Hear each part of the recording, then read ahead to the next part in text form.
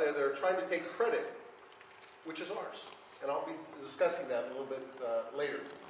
The colostrum oil, an immortal lesson. I notice that some of you are probably esoterically inclined, as above, so below, and we'll kind of get into that. So I want to make note of that before we get started. Some thank yous. I'll be covering some of the same areas as Richie, of course. High Desert, I would like to thank High Desert Cryptic Masons and San Bernardino Valley Scottish Rite for co-hosting this event. When we started putting this together, we were talking about locations, and of course, John Nolan so graciously offered this facility. And what's neat is we have multiple bodies coming together to co-host an event. How great is that? And of course, we want to make this a series. We want to continue this if we have some success. I put on a few Masonic events in my time. I tell you, it's a lot of work, a little credit. I'd like to thank Richie for all his efforts. You know, a lot of sleepless nights. And of course, our primary speaker this afternoon, the reason we're really all here, is the Honorable Timothy Hogan. He'll be giving his presentation after lunch. You know, I got to tell you, it's tough to get a guy like this. He's always traveling. He's always traveling the United States and the world.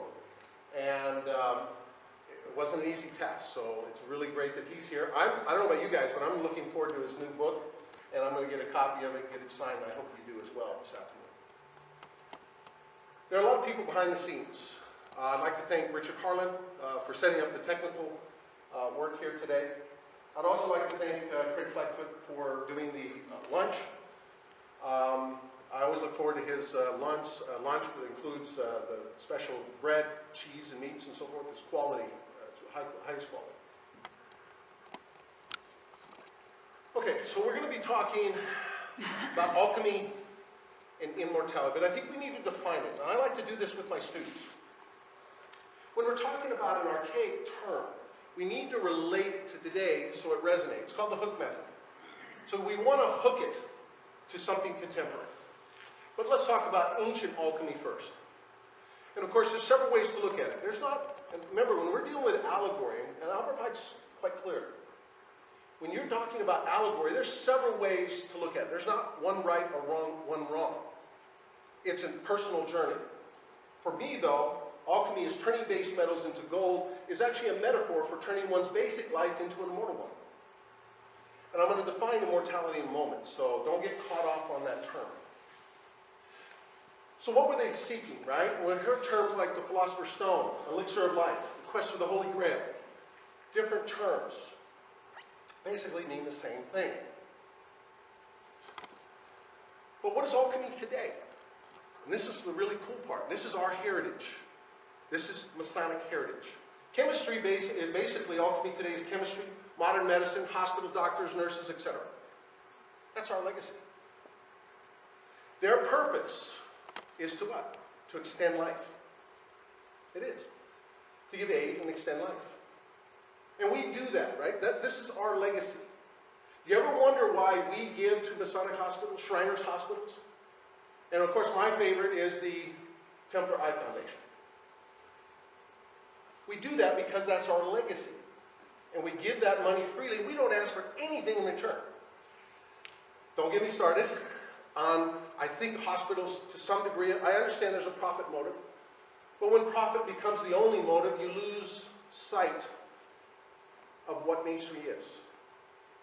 And so, if you go to a Shriners hospital, you don't pay a dime. We expect nothing in return. That's the way the esoteric sciences work. We don't do this for today. I'm not getting any money. I know my brother over here is not getting any. No one's getting paid for today. We don't do this for money. Absolutely not. The reward comes from God. And what happens with hospitals, I love those hospitals that allow what? Prayer, right? And they allow people to go through and give religious comfort. But so many times we have all these very intelligent people running hospitals, doctors, and so forth. But they leave out the God element. So when we're talking about alchemy, we're talking about immortality. It cannot be separated from the God element. Absolutely not. The ancients knew that, and we continue in our quest. So there are those hospitals that do allow the religious element. But can you imagine all these incredibly intelligent people, how far we would have progressed if we did not ignore the God element? Do not ignore God. Absolutely not. And we don't do that in the craft. Okay. So, immortality. People are like, well, you can't live forever. Well, let's go back in time. Let's look at it from a historical perspective. If you lived in the Middle Ages, okay, say 1300, did you know life expectancy was 31 years old? There's a lot of reasons for that, right? War, famine, plagues, disease, lack of sanitation, and honestly, just pure ignorance. And here we are, we have the craft. We have alchemists. And what are they doing? They're telling us that you can extend life.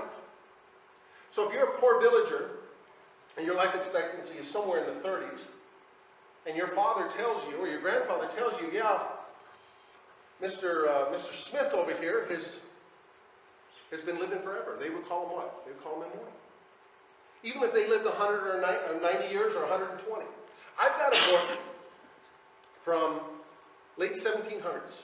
It lists over 1,000 people who lived over 100, in some cases, over 200 years. We don't talk about that. And then why don't we talk about that? Because we don't have Guinness Book of World Records around to prove what we already know in the craft. That life extension is possible. We talk about it in our degrees, and we talk about it in our literature. And we often will use the term regeneration. It is possible to extend life. That's why we give aid to hospitals. We believe in that, even though it's generally ignorant by even most nations. So think about that. You're walking around and you see someone who's 100 years old, 120, 140, 150. We have records of them. And how do we know that it's generally pretty correct? England in particular was really, really good about what? Keeping records. What kind of records did they keep? They didn't really keep birth records. But what did they keep? They kept baptism records. And they kept death records. The church was really good about that. And of course it was isolated pockets. But we have a general idea that the people were living, even peasants were living a long time. If you were fortunate enough to have an alchemist, a king, a ruler, an elite, they would hire an alchemist to keep them healthy. But even the poor village people knew that there were ways to extend life. And the record's quite clear, despite Guinness Book of World Records not existing at the time. What do we know today? We have a man who died 149 years ago. He's 149 years, but he died last year. And he was 149. And everyone dismissed it because there was no record of his birth. Go back 149 years ago. How do you record someone's birth from 149 years ago in Indonesia? It's not realistic.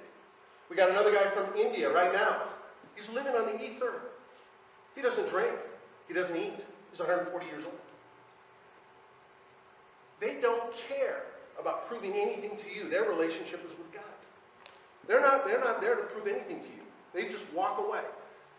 These monks, these religious people, if you're seeking that, you're not seeking the fame of other men or other people. You're seeking a relationship with God. So they have nothing to prove. That's why there's very few records.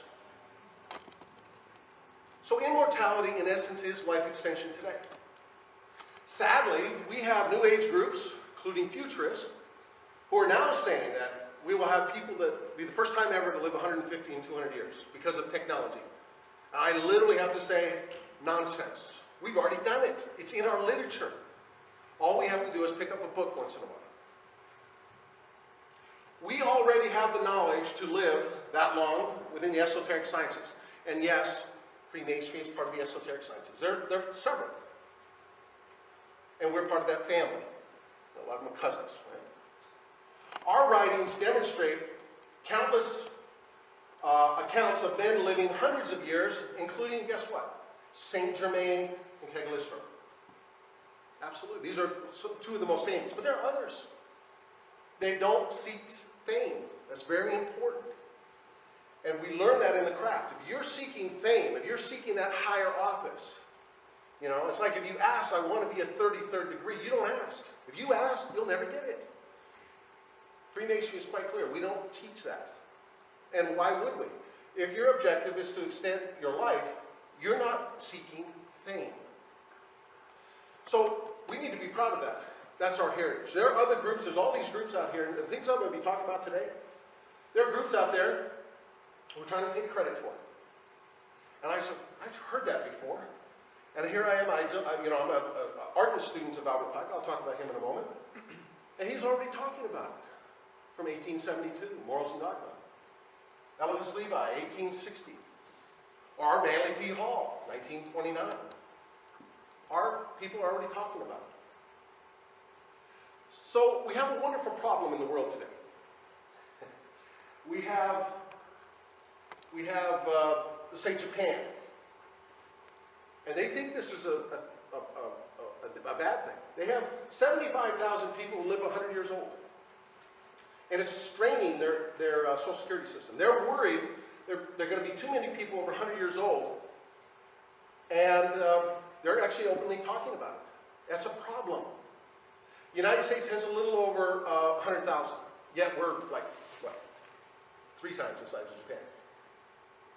And this is interesting. The first time in our history in the United States, life expectancy is falling since about World War II.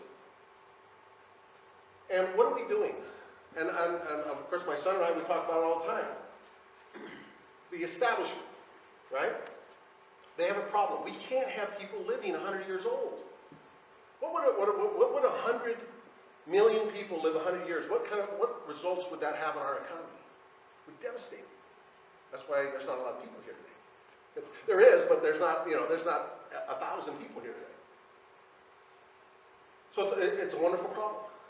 So 100 years, to me, is really not that big of a deal. A lot of it, you talk to most people, it's just a mindset to begin with. In the Scottish Rite, we have this wonderful thing going on. At the end of the year, we honor those brethren who have passed away. And I love that event because I get to hear about their age. 103, 96, 107. So what do we know about active Freemasons? They live a long time. Those who participate live a very long time. 100 years is not uncommon in Freemasonry for an active Mason. Because they're just virtuous men. They're not even practicing what we're going to be talking about here. They're just good men. So what does Masonry teach? Okay. It teaches the great purpose of life. Let me talk about Albert Pike in a moment here. So Masonry teaches its initiates the pursuits and occupations of this life are the great purpose of life. Absolutely. We are so fortunate to have Albert Pike. I hear it all the time. I read it on the internet. I hear it on blogs. He was a man of his time. They're apologizing for him for being a white Southerner right after the Civil War as though that was a bad thing because of slavery, without ever really studying the man. So people like to attack his statue in Washington, D.C., and they'll say things like, well, he was a Southern Confederate general and he fought for the South, without knowing the specifics, not knowing that this man supported Indian rights. He was a general of a Cherokee, on the Cherokee Nation division, and their treaty, he did the treaty with the Cherokee, and they were only supposed to support the Cherokee Nation. They weren't supposed to go off. And of course, what are typical bureaucrats do in that period of time? They need troops, they pull them off, and they use them in a battle, which of course was a disaster. And of course, what does he do shortly after? He resigns his commission, he flees north. Because they broke the treaty, the Southerners, right, the Confederacy broke the treaty with Albert Pike. But he's a racist. Really? He loved the Indian. I'm part Cherokee. I'm just like, no, that makes no sense at all. And they go on and on about all these different, and of course he must have supported slavery because he didn't like blacks. Absolutely not. That's nonsense. So what do we know about Albert Pike? He gave what? He gave the Scottish Rite degrees to Prince Hall Masons. All you have to do is read his book, Morals and Dogma, and he'll talk about things like, in God's good time, a race will be made real. He's talking about the uniting of the races. That's a bold statement for a Southern a Southerner, right after the Civil War. That's a bold statement. You ever wonder why his statue, of all statues, is still in Washington, D.C.? Because people who know this don't believe the noise that's coming out of the crowd sometimes. We are so fortunate. He was not a man of his time, he was a man ahead of his time. We are now catching up to his ideas, and we'll discuss that a little bit later. So think about that, the great purpose of life. That's what masonry teaches. This will become evident as we go forward. Albert Pike again. Okay? What did he say? He talks about the scriptures are attributes of man himself. I get in these theological debates with people, or these Masonic debates with people, and when he says that Freemasonry is a religion, I said, absolutely. Pike believed it was a religion. But he also said what? We leave theology to the churches. There's other purposes for morals and dogma. There's other purposes within craft that we can still fall under the banner of religion. The esoteric doctrines. Okay, now this is important. When you start interpreting, there's a lot of things what I like to call noise. Other words in here that will distract you. So it's like a cipher. You have to pull it out. And so I'm just highlighting, I'm just reading only the points that I think are relevant. The esoteric doctrines are in alignment with the secret teachings of all schools of philosophy. Its secrets are revealed to the wise and concealed from the ignorant. The religious world interprets its scriptures. It becomes ever more apparent that the sacred books were not historical documents. They are, in reality, one personified by attributes of man himself. This by itself doesn't mean a lot, but as we go forward, this is going to be very important. And that's from Morals and Dogma. So then we're going to bring up Elvis Levi. So, Elvis Levi is probably most remembered. He was a Catholic esoteric, okay, and he was a French Freemason. If anyone influenced Pike, it was him, absolutely. We know that because Arthur de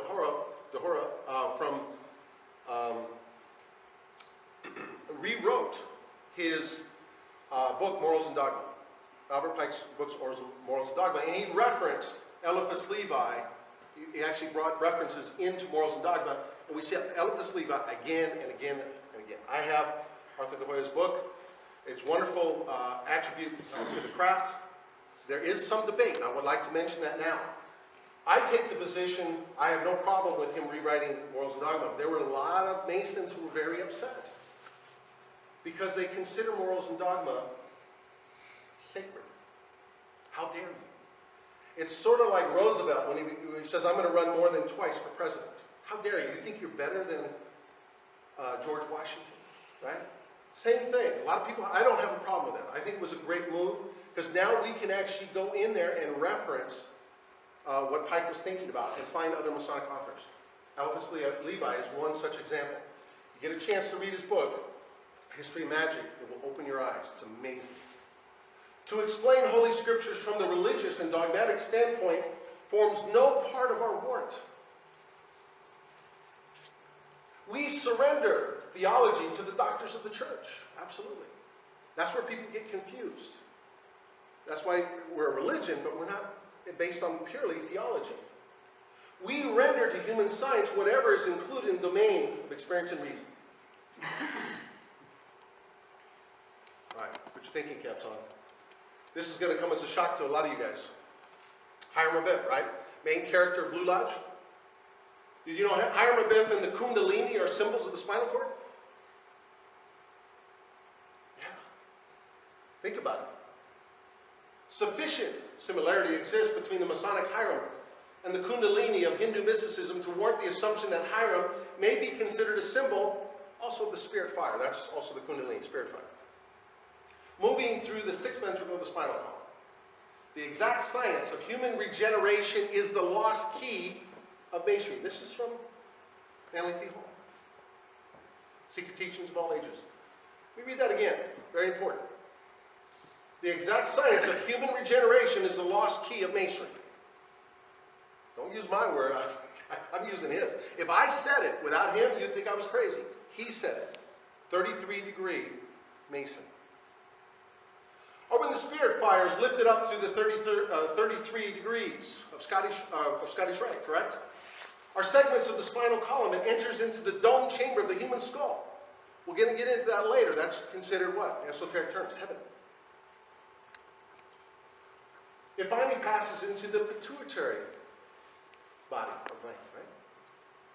Where it invokes Ra, the pineal gland, and the demands of the sacred name.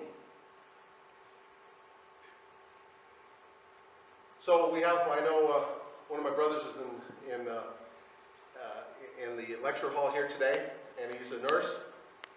So caduceus, right? That's a symbol of medicine today. A lot of nurses will use that on their uniform. Absolutely. That's ours. I told you, we're intertwined with medicine.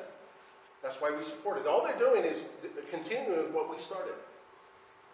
Of course, we have Hermes, okay, in the middle, which is also what? Mercury. See the sign Mercury in the top? Sun and the moon, the staff. Notice these. What are these? Those are serpents. The serpent fire going up the spinal cord. And you see it here as well.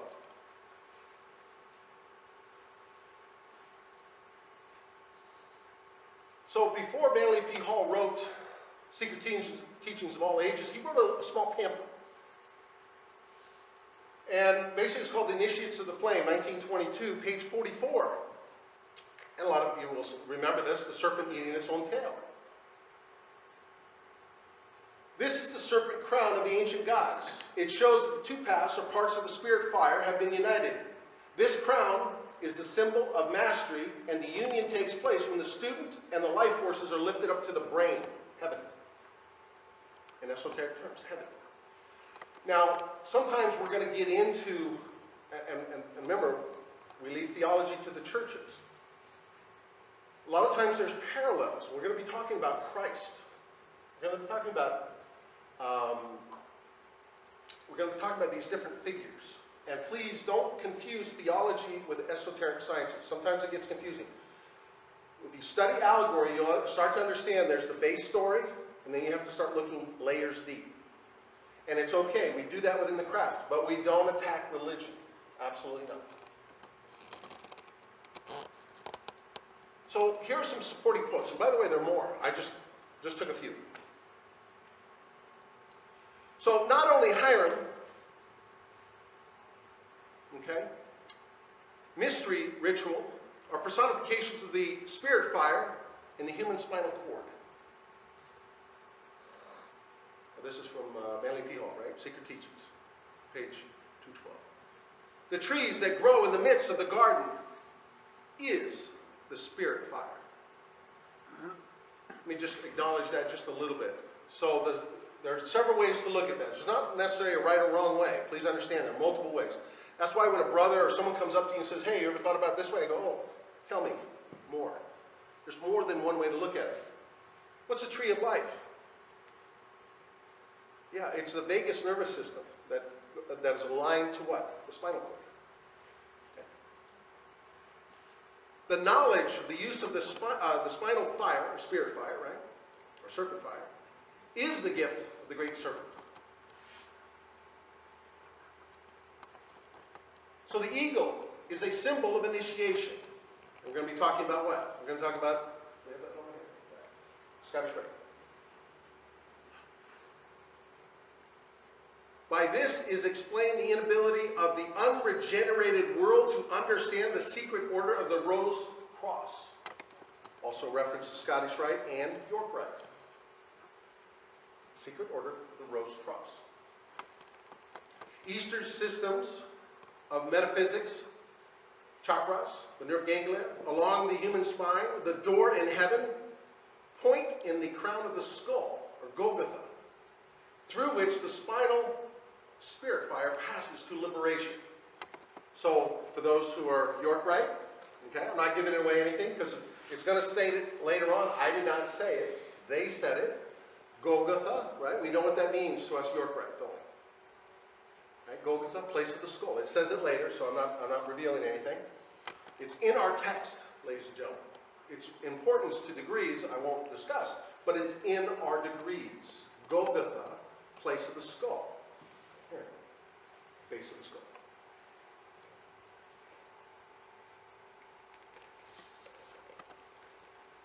So more from J.P. Hall. Also, King David ruled for 33 years in Jerusalem. The Masonic order is divided into 33 symbolic degrees. There are 33 segments in the human spinal column, and Jesus was crucified in the 33rd degree of his life. I'll give you an example a little bit later. Please understand, follow 33. When you see 33, follow it. There are mysteries to be revealed. It's no accident we use 33rd degree, 33 degrees in Scottish Rite, and there's no accident Jesus was crucified the 33rd of his life, and so forth and so on. There are multiple meanings to these things. We'll let theology, we'll let the churches have their doctrine, but in the esoteric sciences, there are different meanings for these, okay? So the spinal cord was symbolized by a snake. The serpent coiled upon the forehead of the Egyptian initiates represented the divine fire, which had crawled serpent-like up the tree of life. Right? The tree of life, that vagus nervous system. What is the vagus nervous system? Again, it has different purposes, but basically it's what? It is an antenna. If you're spiritually inclined, why have a pure body? We'll talk about that a little bit later, but why have a pure body? Why purify your system? Why be a good man? To what end? Okay, we're going to talk about that, but think about that. It's an antenna to the spirit world. Absolutely. So the eagles of Napoleon and Caesar, of the zodiacal eagle of Scorpio, are really phoenixes. Okay. And if you were fortunate enough to be at my last year's lecture at Maya Lodge, we dealt with what the two heads looking outward mean. It's really fascinating. Masonry will be in a position to solve many of the secrets of its esoteric doctrine when it realizes that both its single and double-headed eagles are phoenixes. And that all initiates and philosophers, the phoenix is a symbol of the transmutation and regeneration of creative energy. Part of the screen's cut out, but commonly called the accomplishment of the great work. What is the great work? It's the same thing as magnum opus. It's immortality. It's regeneration. Absolutely. We talked about it. Again, J.P. Hall. What does Upper Pike have to say about it? I just want you guys to realize that this is Masonic doctrine. As we start going into this is where I'm setting the base for something. There is a life principle of the world, a universal agent, wherein are two natures and a double current of love and wrath. Wait a minute. He mentioned ambient fluid. This ambient fluid penetrates everything. Please remember that as we go forward. This ambient fluid. It is the body of the Holy Spirit. Well, that's not what I remember from church, but okay. This ambient fluid is the Holy Spirit. Okay. The universal agent, the serpent devouring his own tail. Fascinating when you start putting all this together. It's like a puzzle, isn't it? Of this agent, that phase of modern ignorance termed physical science talks incoherently. Please, please, I hear it all the time. Well, there's no proof of that. When you're dealing with esoteric science, you cannot bring modern contemporary medicine into the equation. Some of it supports what we're doing, but much of it doesn't. And much of science, what we think of today as science, is actually, what, a theory. And later on, it will be disproved 10 or 20 years later. We've seen that again and again in the modern science. So science talks incoherently of these ideas. These ideas, when did they begin? And this is probably an appropriate time. When did Freemasonry begin? No, not 1717. Absolutely not.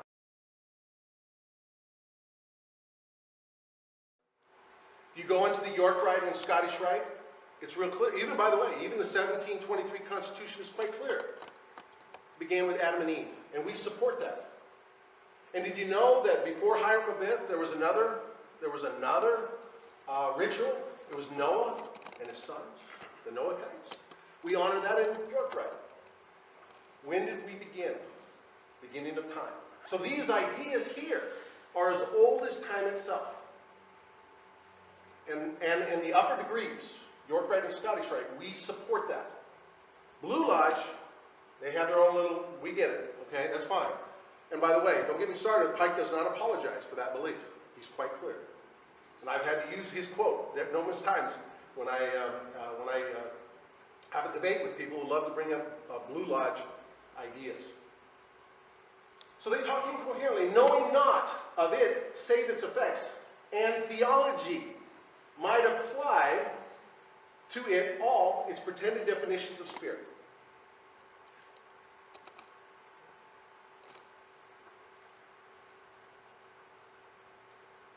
More from Albert Pike. Man had fallen, but not by the tempting of the Spirit. Now, what are we talking about? We're talking about Adam and Eve. There's a biblical story about Adam and Eve. Well, there's an esoteric one, and it's a little bit different. And there's several versions of that. Okay? So man had fallen, but not by the tempting of the serpent. The serpent was deemed to partake of divine nature and was sacred. Absolutely. He was deemed to be immortal, becoming young again in his old age. Serpent in a circle, holding his tail in his mouth, was an emblem of eternity. Now, this is very important. We don't have time to go through all. It would take too long. Manly P. Hall referred to the serpent 154 times in his book, The Secret Teachings of All Ages, while Albert Pike referred to it 244 times in his book, Morals and Dogma. Those are great mysteries to behold. If you're willing to study these books. Did you count them all? I did. Wow. Yeah, I was curious.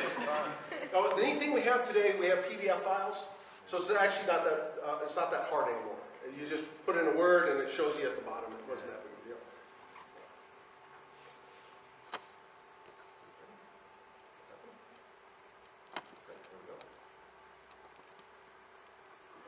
Okay. So now we're going to give you an example of uncovering the truth. Because you need to think about things esoterically, not from your religiously trained. I was religiously trained as a young man. Many people were. And I get that.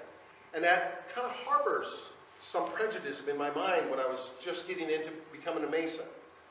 You know, I mean, going to church 3 times a week and all day on Sunday and potlucks and everything else. I get it. I was inundated with these religious ideas. But think of it from an esoteric perspective. So this is from Dr. George Carey, God-Man, the Word Made Flesh, 1920. Now, I personally believe he was a Freemason. Put that aside for a moment, because when I interpret his readings, it's clear. He's using Masonic references that not all esoterics would know. But that's okay. Let's put that aside for a moment. He is definitely part of the esoteric family. No doubt about it. That's why I'm referencing him today. The gospel miracle of turning water into wine. We're familiar with that story, are we not? Did you know the meaning of miracle? And he goes to the base word, the base meaning of words, and it's important. And he's going to reference this a few times. The meaning of miracle is to uncover the truth. Yeah, uncover the truth. That's important as we go forward, okay? That is what we're doing here today. We're uncovering the truth. There are many secrets to be learned within the esoteric sciences as long as you're willing to give up some of your preconceived ideas. And that's where that Masonic thinking comes in. If you delve yourself into Masonic doctrine, Masonic thinking, many secrets will be revealed to you. Okay. So again, Dr. George Carey. Did you know the word secret is derived from the word secretions? Remember ambient fluid we talked about earlier. The word secret is derived from secretions. The cerebrum contains the secretions. Creative are that which creates, builds, supplies the life force of the human temple. Wait a minute, the body's a temple? Absolutely. Not by accident. I remember as a young man, I would, of course, this was in the 1960s, right? So things were a little bit different back then. We used to have like a lot of fist fights. Okay? Now we teach our children not to do that, but it was part of our manhood training. So we had a lot of fist fights, and I remember my dad saying, when you get in a fight with someone, make sure you don't hit him right here, the side of the head. What's that called? Temple. Right? That's important as we go forward. Remember that. The body is a temple, and the temple right here has significance to the cluster. Supplies a life force to build a human temple. Soul of man's, or Solomon's temple. Okay, here we go. Again, we get caught up. What is the soul? It has different meanings for different periods of time and different people, different religions. The soul can mean, particularly to Christian religions, the spirit of the body.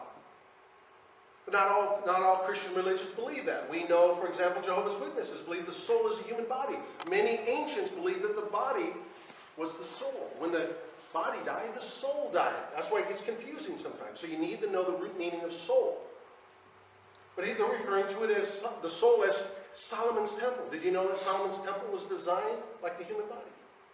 As were many ancient temples. That has significance. So Solomon's temple. Hence God, the Creator, dwells in you. Absolutely. The cerebellum is his throne. Cerebellum for righteousness is answered in the cerebrum. Now this is very important as we go forward. Because even if you're practicing Kundalini, even if you understand what all this is, I go back to, and I teach Scottish Rite classes, and I ask the gentleman, to what end? Why be a good man? And this will become evident as we go forward. Why be a good man? To what end? For what purpose? Well, I get benefits from my brother. Oh, you're in the wrong business. There are no benefits. The benefits you get are from God. The carnal mind is at enmity with God, or to God. Absolutely. Your mind will put you astray. And this will become evident as we go forward. So the early Christians, especially the Sunnis, right? The early Christians knew the scriptures were allegories based on the human body. Here we see a picture of, was Michelangelo trying to tell us something? If God is in heaven, maybe heaven is also very important, also not one or the other, don't get caught up in that. Okay, the highest organ of our body, i.e. our brain. We have a tendency to think that these ancients were stupid, that we're so enlightened today. No, we are not. We're using technology. They didn't have technology, and look what they were coming up with. They were relating heavenly spheres, right? Things in the etheric realm to the human body, and they were naming things as we go forward. That'll become evident. Okay, so the kingdom of God comes not with observation. The kingdom of God is within you. Look at that. You have man and God, but that's the brain. Interesting, huh? The early Christians knew that the scriptures, whether written in ancient Hebrew or Greek, were allegories, parables, or fables based on the human body, fearfully and wonderfully made. They had parallel stories. I'm not saying Jesus didn't occur. I'm not saying that at all. But they related things, they did parallels. They see the relationships to that, and they related it to the human body. Fascinating. That's from Dr. George Carey. So Christ, please, don't attack me. Not the messenger. Christ, which is the Greek name for oil. Remember ambient fluid? Now we're getting into the oil. Regenerates the body and overcomes death. Absolutely. The fluid, oil, or marrow, which flows down the spinal cord, comes from the upper brain, the Creator, our Father, the Most High. Regenerative seed, that life essence which creates the human form of corruptible flesh. Remember, your flesh is at enmity with God. In the Greek, from which the New Testament was translated, this marrow, now he's referring to what? Marrow is narrative. This ambient fluid. The Christos oil is in the marrow. Is called Christ, which is the Greek word for oil. Remember, we get anointed on our head with oil? Not by accident. There's no accidents in the esoteric world. Absolutely not. Collective consciousness. I'm a big believer in it. When this oil is refined, transmuted, lifted up, raised, it becomes so highly vitalized that it regenerates the body and overcomes the last enemy, death. It's so vital to the human body. Let me emphasize, please do not waste it. A lot of this, I'm only giving you a superficial view. Get his book. You can download it free online. This man was genius. I'm reading his latest book on the cell salts. And I found out I'm deficient in certain cell salts, which I need. I'm now taking the cell salts that he recommends. Because I'm Aries. I need special cell salts, the way I think. But download this book. He gives so many wonderful things to say. I'm just giving you a quick overview. So what is the colostrum? The colostrum is a thin, irregular sheet of neurons that is attached to the underside of the neocortex in the center of the brain. You can see them right there. They're highlighted right here. Right there, both of them. Interesting, huh? Right here, right above the ear, goes across here. So what happens when you hit somebody in the temple? Boom, they die. Research is quite clear. That is the center of consciousness. We think it's the pineal, the pituitary gland, right? Depending on who you're talking to. No, it's the colostrum. They've done research. They hooked up electrodes to it. People would be talking like this, and all of a sudden they'd turn it back on, and they'd start again.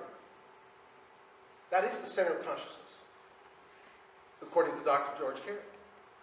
And I have a tendency, I like the theory. I think it's great. I think this is hidden knowledge. This is part of the Kundalini we're talking about. This isn't separate. This is Kundalini. He goes into it in depth. And it creates this very small, finite oil that must be preserved throughout your life. Do not waste it. He's quite clear. That's the Christos oil. You do not waste that oil. So, we're familiar with land flowing with milk and honey, right? Scripture. So, according to the esoteric teachings, there is a sacred fluid produced in a small, thin layer of gray matter found in each cerebral hemisphere that is located just above our ears, right here, right there. And you can see it's long, so it goes right by here. These two thin layers, or nerve layers, are called colostrum. There's two of them, both sides. This fluid, when it flows down from the colostrum, separates, and part of it goes to the pineal gland, and the other part goes to the pituitary gland. And we've seen what happens to the pineal and pituitaries, right? When they get all, they become hardened and crystallized, and we've seen those on the internet. It looks nasty, right? And of course they believe that's leading to Alzheimer's and a bunch of other stuff. Yeah, your body, you gotta take care of your body. It's a temple. It is God's temple. Okay? But it's being supplied with a fluid. Both glands make this fluid a little different. So it will go down, and it will go into there. I believe they cross. Okay? Make them a little bit different. The pineal gland is the male. Okay? And it gives electrical properties, while the pituitary gland is female, and it gives magnetic properties. It is told that the liquid of the pineal gland is yellow, gland with flowing milk and honey, right? While the secretion of the pituitary gland is white. And therefore, the land flowing with milk and honey is believed by some to refer to that place in the brain where these glands are located. I'm not saying the story of the land flowing with milk and honey isn't true. I don't know what came first, the chicken or the egg. But there are multiple meanings. Don't take away and say that the story by Moses was wrong. No, it's not. Absolutely not. Okay? It just has multiple meanings. They thought differently. They thought esoterically, and they related to the body. They actually thought that it was a temple. So, we often taught, when I was young, I was taught about external salvation. This is internal salvation. This area, by the way, is the Eye of Horus, and was very important to ancient Egyptians as well, who surely knew this process of internal salvation. Absolutely. Okay, the Eye of Horus. We now know what it means. Okay? Over time, in God's good time, everything will be revealed to us. And it's slowly being revealed to us.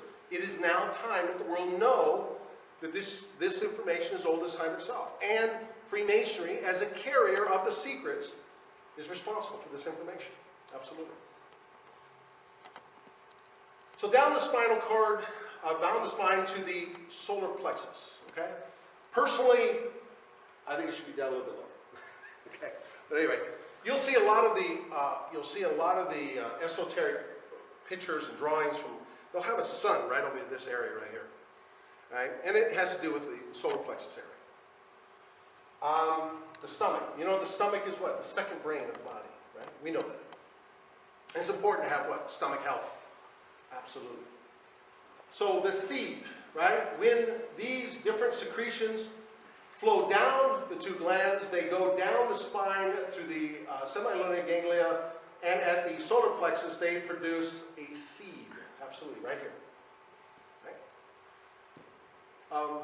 Jokingly, when I became a Blue Lodge Mason, and I got my apron for the first time, and they said, as a reminder to keep your passions in due bounds. It gives me a different meaning today. Absolutely. The seed returns only if God's laws are kept. So even if you're practicing Kundalini, which is one of God's laws, there are others, and we're going to get into that. Why be a good man? To what end? This place, the solar plexus, is called Bethlehem, which is a house of bread where Christ was born. Jesus also called himself the bread of life. Humans start producing the seed in this area from around the age of 12 when puberty starts. Makes sense, doesn't it? It is told in the Bible that Israel is promised to return to the land of milk and honey. In esoteric terms, this return is the return of the seed to the area of the brain where those two secretions, the golden and white, white and golden, are produced. The origins of the seed, indeed, are from the region which is called heaven or Eden. Esoteric terms. This return can only be successful if the law of God is kept. Absolutely. So, as I progress my education, you know, I don't mind telling you guys, you know, I am confronted. I'm confronted now with certain issues in my personal life. And do I take on this responsibility of doing something where I know it's going to harm the seed from rising? Why be a good man? Now I have a reason, I have a purpose to keep God's laws. Not just my own fanciful, the way I think it should be interpreted. No. I want the seed to rise. I need to be a good man always now. Not just on Sunday. Not just to my Masonic brothers. To everyone I meet. So, at birth, as your cerebrospinal fluid, or Christ, the crystal soil, climbs your 33rd vertebra, Jacob's ladder, which is what? Second degree of Blue Lodge Masonry, absolutely. And meets your 12 cranial nerves, or the 12 disciples. Just an accident, nothing to see here. It ignites the pineal gland, which is your resurrection. The 12 disciples are the 12 cranial nerves. Just an accident, nothing to see here, people. So what is good for the spirit is bad for the flesh. Absolutely. What is good for the spirit is bad for the flesh. The seed will not rise if you're a bad person. You ever seen what happens to bad people? It's fascinating. Study them. You ever wonder why people die when they're 65 or 50? Guy just died 59. He looked like, he looked terrible. What was he doing? He was bad. He was a bad person. He was doing bad things. He was drinking. He was smoking. He was doing all these things. The idea that the body was a temple of God was meaningless to him. And the idea that I need to be spiritual on top of that, forget it. And the body just shrivels up and dies. He wastes that oil. This seed is destroyed when people seek pleasure or pleasurable sensations. Not just sex. No. Everything in our society, we are inundated with it. Because spirit and flesh are in enmity with each other. What's good for the spirit is bad for the flesh. To save the seed, a human being must become victorious over the lower senses. Also the stomach, right? It's here. That would be my biggest sin.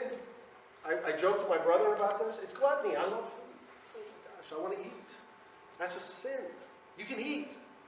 And when that become evident towards the end, you can eat, but no, you don't need, have a piece of pie, not the whole pie.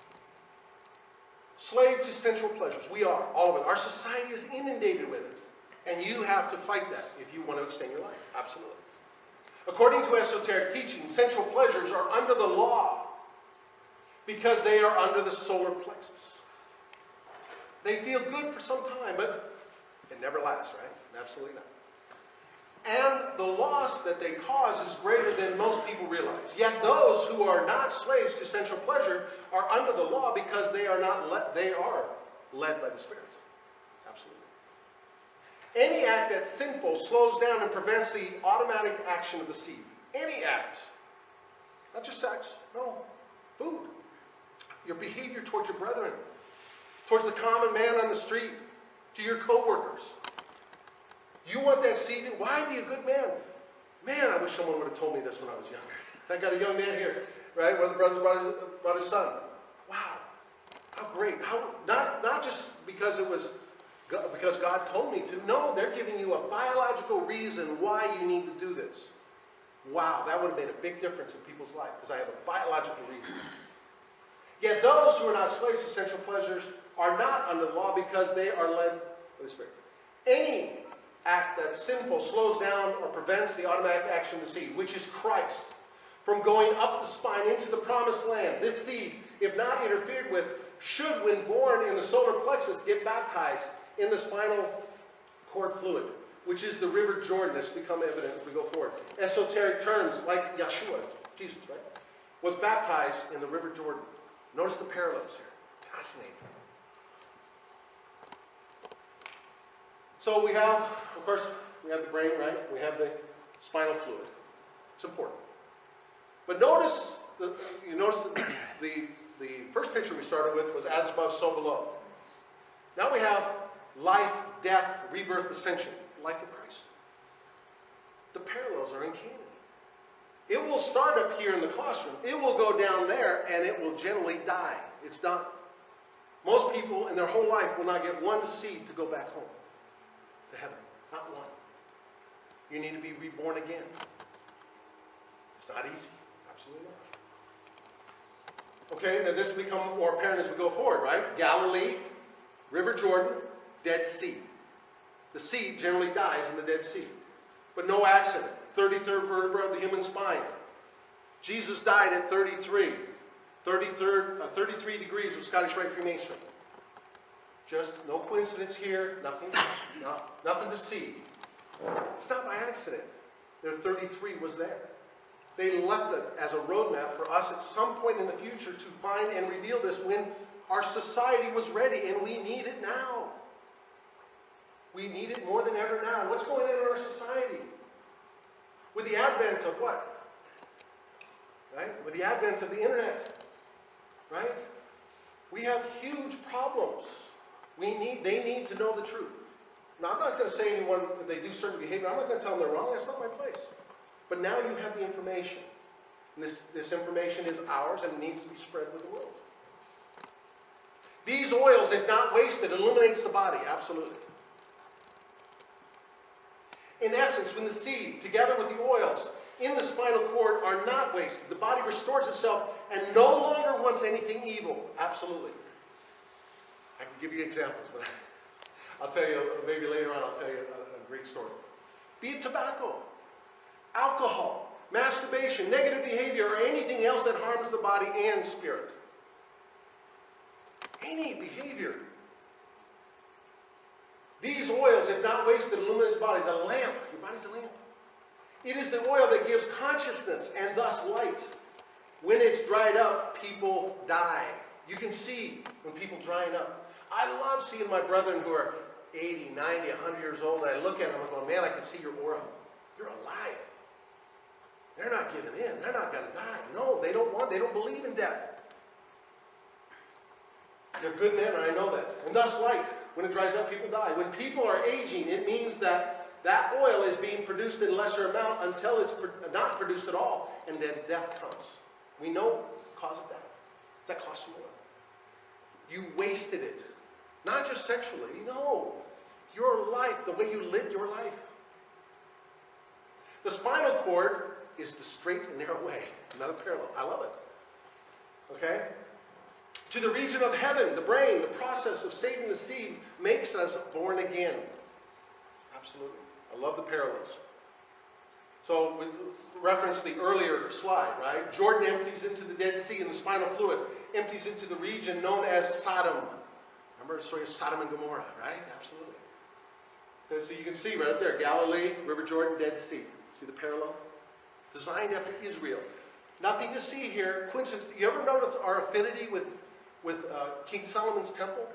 Just as a constant reminder, we need to know this stuff. It's right in front of us.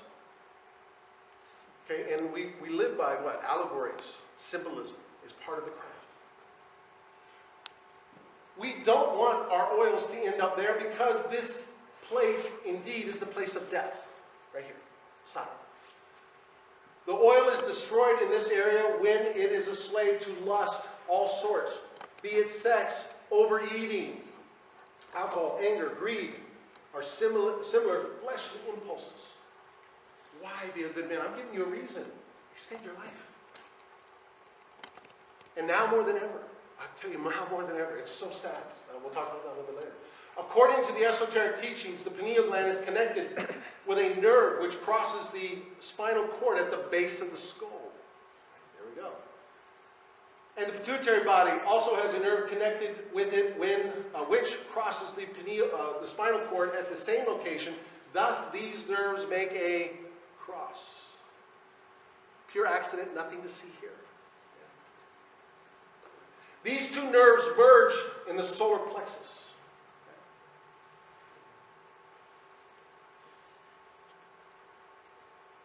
There, their unity receives the holy breath, the Holy Spirit, the breath, breathing. And then the Christ seed is born. That's the esoteric trinity. Again, another parallel. The pineal gland is male, the pituitary gland is female, and the breath is the spirit.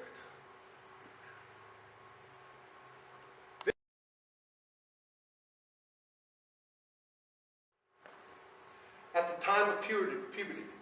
Then it forms each, this is really cool, this is going to give you a reason to save the seed, forms each 29 and a half days for the rest of one's life when the moon is in one's zodiac sign. I'm Aries, okay? The important thing is if you're not astrologically inclined, that's fine, not a big deal. Just understand that every lunar cycle you produce a seed. And you want to save it. A lot here. Like the evil that sought to slay Christ, the seed. So passions, desires, and emotions will seek to slay this seed. We must strive to save and lift up the seed no matter how much the dark forces try to destroy it. The world will tempt you in 100 million different ways. It's hard. And you have to give up certain positions of authority. You know, your quest for more money, you may have to give that up. Not always. You may have to give it up if your job is inhibiting you from raising the seed. In the craft, I had to give up a position that I enjoyed doing because it inhibits the rising of the seed. Absolutely. Because I have to do things that are counteractive or that are counterintuitive to raising the seed. I do no longer seek high office in Freemasonry. Absolutely not. It's the furthest thing from my mind. The seed, Christ, if it's not destroyed, will be lifted up and flow in the fluid of the spinal cord. Thus, it will get baptized with that oil and become anointed. Here's the best part. That's just the start. The seed is still in danger. And if lower desires are not stilled, it will travel down the spine into the Dead Sea and will be killed. Absolutely. It's done. If the seed succeeds in traveling back up the spine every 29 and a half days, because our lower desires are stilled, it will get crucified at the base of the skull. Go with it. Base of the skull. Okay? And will transform itself into the power able to make the individual born again. When Yeshua was crucified, he rose with a transformed body. When the Christ seed is crucified, it transforms the body and spiritualizes it. That is a whole other quest. We're transforming our physical body. Now we have to work on our spirituality. That's really cool. Making it vibrate at a higher rate. We're talking about vibrations of the human body. You ever wonder why your prayers are going unanswered? Could be you're living a life that is what? Against what we should be doing. And this all happens when only one seed is saved. Sadly, most people never save not one seed, not one. saving these seeds, your body will be transformed. When the second seed is born after this experience, it's a finer and more powerful nature due to the saved first seed. So it becomes more finite and more powerful. Jesus said to his disciples that they would do even greater things than him because he goes to the Father. When the first seed is crucified, the pineal gland, the father gland, absorbs some of its essence. And when the fluid is used to make another seed is released, it's finer and more potent. The more seeds that you save, the greater the transformation. Our minds are renewed.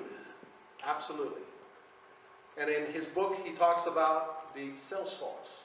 You need certain cell salts based on your astrological sign to do what? Because he's dealing with the mind, heaven. And our bodies are transformed. This process can be compared to tithing. Another parable. I love it. Give at least a 10th part of that which came from heaven, the brain, back to the source. Absolutely. The sacred seed of Christ. To save the seed, one is required to live a life of total love. That's hard in our contemporary world. Absolutely, people. Very hard. Peace. And here's the big one. Selflessness. Do something, not because it's something you get in return, because it's pleasing to God. It's good for your temple. Not to hoard, but to give. Not to hate, but to love. Not to attack, but to strive for peace. Everything we talk about in Freemasonry, but often we do not do. I've given you a purpose for following our lessons now. One must not indulge in any excesses. For me, it's food. Absolutely. And lust and anger. When you get angry with somebody. Right? A brother says something to me. I just turn the other cheek. I no longer want anger. Even if a brother says something to me in open. 10 years ago, I would have used my worldly impulses and say, you SOB. Not anymore. I don't want to lose one seed. Okay? Okay? Should not even be entertained in your mind. Don't even do it. Turn the other cheek. Right? Absolutely. If one lives in that state of holiness, each month the seed will be saved, and after 12 months of this saving, you will get a real anointing experience. So every 12 months, 1 year, it just flows over your brain, over heaven. After 12 months, you get a real anointing. The saved oil will be poured over your brain, which is the true anointing of God. Not an external anointing, right? The external, you remember that? Yeah, no. By rubbing olive oil on your head. That's just symbolic of what we're talking about. The ancients knew this. This is nothing new. This process of saving your seed or seeds is the most natural thing you can do. Time and time again. I have my Masonic blog and my Facebook page, and people go, is there something I can do? I said, everything you want for an immortal state is within your own body. It's there. They don't understand this. No, it's there. The body regenerates itself anyway, doesn't it? You break an arm, what happens? It heals. Did you know your organs regenerate? Give it a chance. It does want to regenerate, but you have to give away a lot of the stuff that the world wants you to do. Okay? So, saving the oil be poured over your brain. So this process of saving the seed is the most natural thing you can do. You simply need to be a good person and live a righteous life, and you will get the sacred seed of Christ to save and extend your life. Life extension, regeneration. However, though this process should be natural and easy, it's actually really difficult. Absolutely. Okay? Because of the fallen state of humanity, the dark forces that rule the world, which continually tempt you and me. We're constantly being tempted. But it used to be, it's displeasing God. Right? I sin. It displeases God. Wait till we get into the definition of sin. No, I sin because of a lack of knowledge. Ignorance. Yeah. I have a purpose now for doing good things. It's me, it's my body, it's my physical flesh, and it is pleasing to God. Absolutely. When the seed is close to crucifixion, you'll know it. I've read the accounts. I've heard the accounts of people who have saved the seed more than 12 months. And the anointing. It's amazing. As such, it might first look like the whole world is trying to prevent you from saving that first seed. Some sacrifices might need to be done in order to save it, absolutely. So, for example, no longer associate with people who like to involve you in arguments. I like to tell them, especially the new Scottish Rite Masons, I say, why do you want to attend a meeting? Why do you want to go to Blue Lodge? You need to practice what other men are trying to practice. Trying to be good men. It's hard enough in the world, right? But you go to a Scottish Rite meeting, not a bad word is said. No, not one.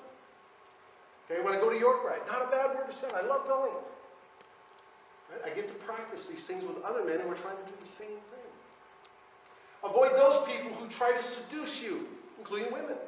But other men, they'll try to seduce you what? Into an argument. No, I don't want to argue with you. I love it. I went somewhere, and a very intelligent person said, you know, you're a really smart person, Hank. I'd like to debate you. I said, no, I don't debate. Well, why don't you want to debate? I said, because it's an enmity with God. No, I don't debate anything. I'll express myself. If we disagree, that's fine. You can have your opinion. It's an individual path. I don't debate. There's no debate. You tell me what you have to say, I'll listen. And I'll pay you respect. But I don't want to demean your character. Not at all. So, very important. So how about stop watching and listening to anything that would aid the lower desires to prevail? What are we talking about? Obviously, you probably go right to the idea of pornography. But how about just a movie? How about like Friday the 13th?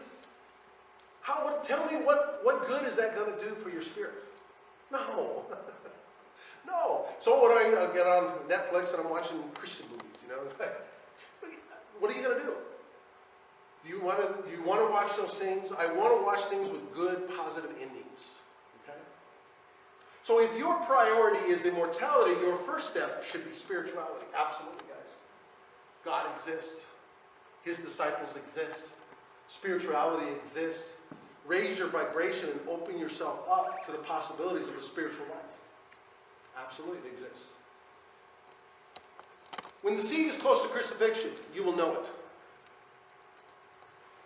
Your eyes might get open to see that you are not a nice person as you thought you were. Absolutely. Self-reflection. You start realizing, gee, I was kind of a jerk when I was younger. Yeah, don't get me started on my youth. Oh my gosh. How my wife put up with me, I have no idea. I reflect back and I'm going, man, I was not a nice person. I was headstrong. I was arrogant. I was Aries. I was Aries the ram. Bad. Okay? At which time you are encouraged to repent in order to continue your advancement and the acceptance of additional seeds. But what do we know about Aries? Aries, they're stubborn as hell, but once they get their mind on something, they never give up. Yeah, I'm not giving up. No, absolutely not. So now we're going to get to that point. What are you talking about? How do I do this? This is where, remember in Lodge, we talked about from east to west? Yeah, a lot of the knowledge we get in Main Street came from the east, absolutely. We acknowledge that from east to west. So alternatives. The Taoist sexual practices literally means the bedroom arts, absolutely. Okay, so what is that about? That's about joining the energy, joining the essences, right? Good health, attain longevity or immortality. Longevity is immortality. Or spiritual advancement.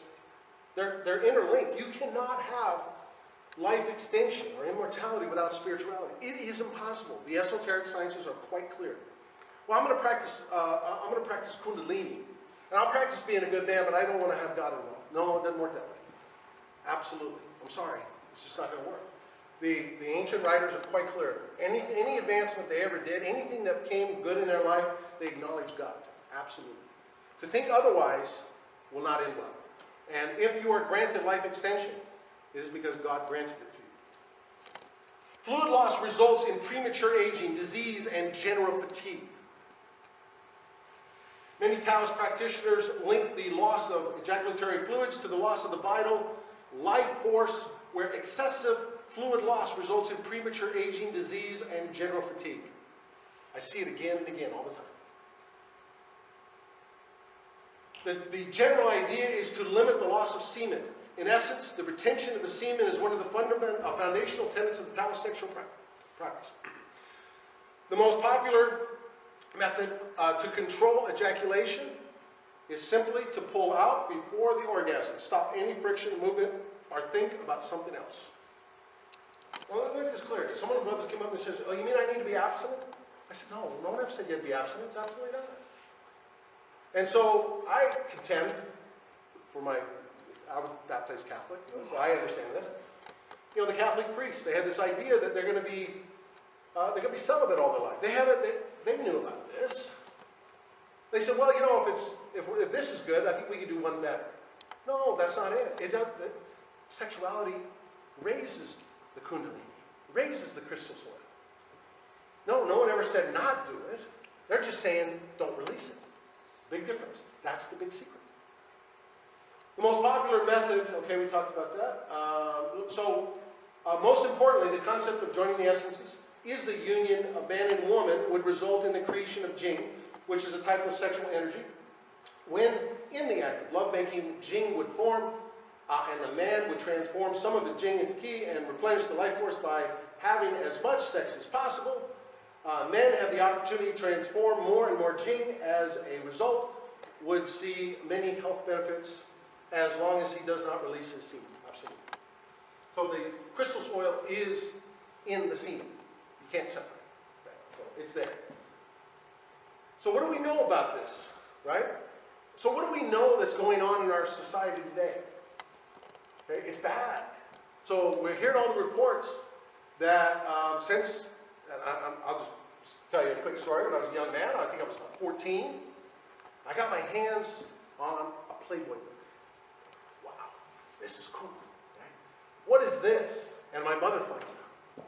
Now you got to go back 1970. I mean, this is Puritan era compared to today. Well, first of all, she slaps my face, tears the book up right in front of me, and says, "Well, not this in my house." I said, "Okay, Mom."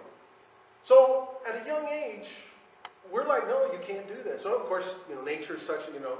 So I'm back to Sears catalogs. You know, I mean, really, seriously. Well, what's going on with young men today? It was discouraged back then. Today, it's natural. It's okay. It's healthy. No, it's not.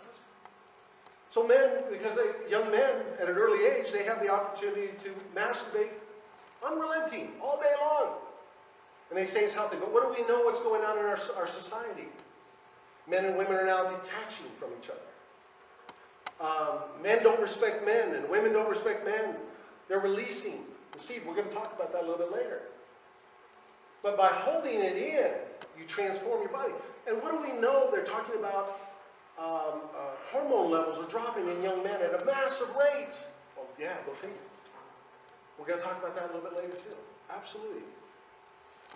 So yin and yang, right? The concept of yin and yang is important in Taoism and consequently also holds special importance to sex. Yang usually refers to the male sex, whereas yin refers to the female sex. Man and woman, in esoteric terms, this is really important. Men and women were equivalent in heaven and earth, but became disconnected. They were up there. They became disconnected. And so the union between man and woman, this is appropriate time. I'm on my third complete study of Albert Pike's Morals and Dogma. And this is what I want to say. He's a man ahead of his time. He talks about the natural act of sex versus the godly act of sex. He never said that masturbation was wrong. He never said homosexuality is wrong. He never said that. He's called it, like the ancients, they called it a natural act. It's fine. But he said the union between man and woman is sacred. It's a heavenly act. And I always thought that would be fascinating because people like to say, you know, homosexuality or masturbation is a sin. No, it's not. No one's saying that. If you want to do it, that's fine. And that's why in Freemasonry, we don't have a problem with people who do those things. Absolutely no. We don't have a problem if you're homosexual. No, never, not one.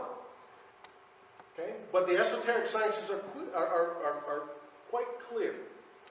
The union between man and woman is sacred. And why is it sacred? Because it creates life. Absolutely. We'll talk about that in a moment.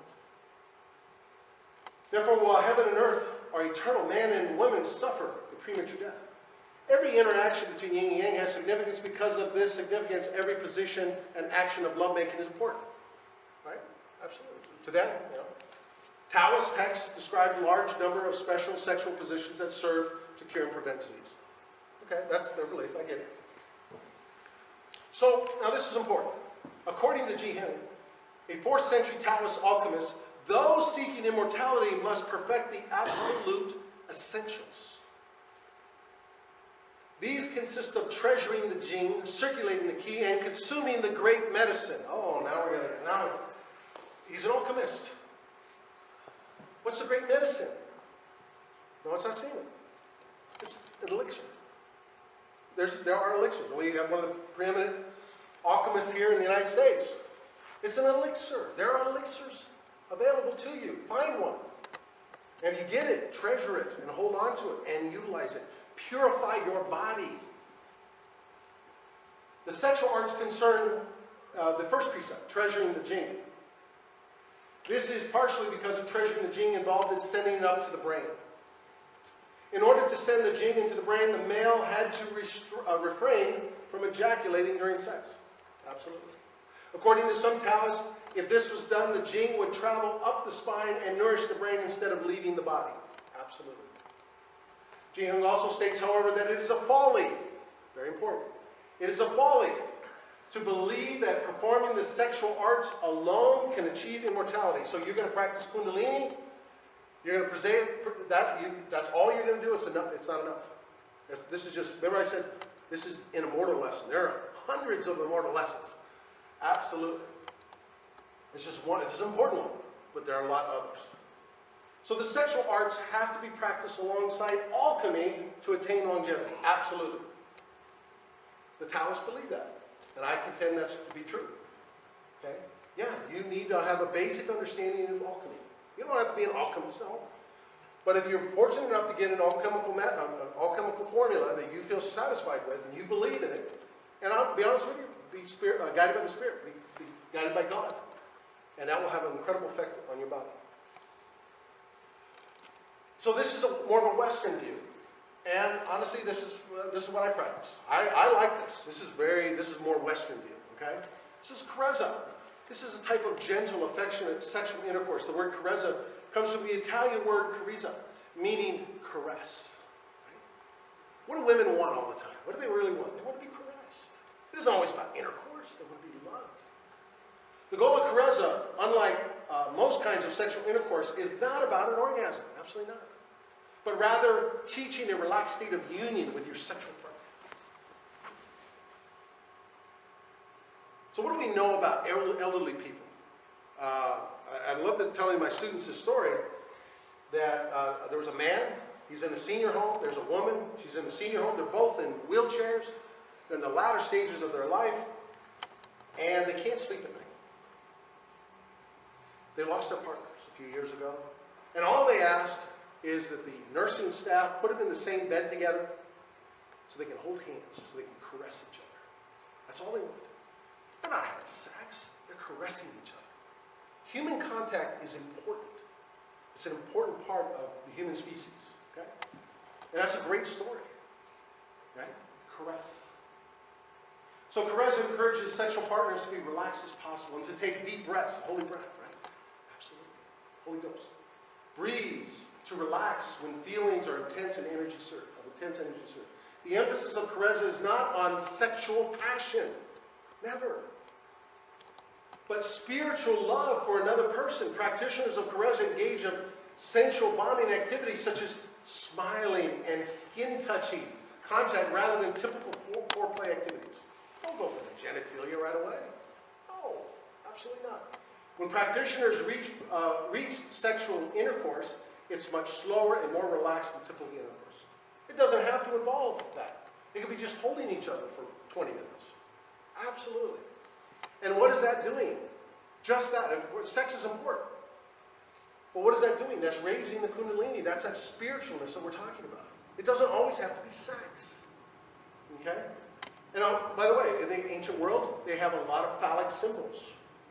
Okay? So an erection is important to a man. how did Aleister Crowley, this is interesting, Aleister Crowley, how did he know he was about ready to die? He said it publicly. I'm about ready to die. And they said, what do you mean? How do you know you're going to die? He says, I can no longer function as a man. He knew about this. Absolutely. But we know he did what? He did a lot of sex magic. He did a lot of stuff he shouldn't have been doing. He wasted it. Absolutely. So this is another movement that is like Carezza, like anything else. They're out there, and to be honest with you, we've been talking about this in the craft for a long time, but they're taking credit for it. That's fine. But they're doing the justice to young men. So it's called NoFap. It's a movement that serves those who wish to avoid pornography and masturbation. Its name comes from the slang term fap, meaning referring to male masturbation. NoFap was founded in June 2011 by Alexander Rhodes after a thread on Reddit about a 2003 Chinese study that found that men who refrained from masturbation for 7 days experienced 145.7% increase in testosterone levels on the 7th day. I go back to my earlier statement about why is it young men's testosterone and hormonal levels are dropping. We know. No one wants to say it. Stop it. You're killing yourself, and it will become more apparent as we go forward. So let's talk about the benefits of sperm retention. I didn't say sex. No, how about the sex you want? There's nothing wrong with sex. There's nothing wrong with just hugging somebody that you love, spending an evening together, holding hands. There's nothing wrong with that. Okay? But retain it. That's all. There's only one. There's two purposes, and I'll get to that in a moment. Okay, so I highlight the ones that I think are important. But there are some others. How about more energy? More confidence, happier, highly motivated to succeed, highly motivated to do more, increased muscle mass. What happens to older men as they get older?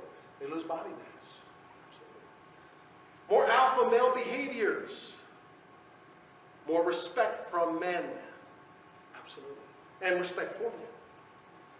Improved memory. Better sex. Yeah, absolutely. Stronger.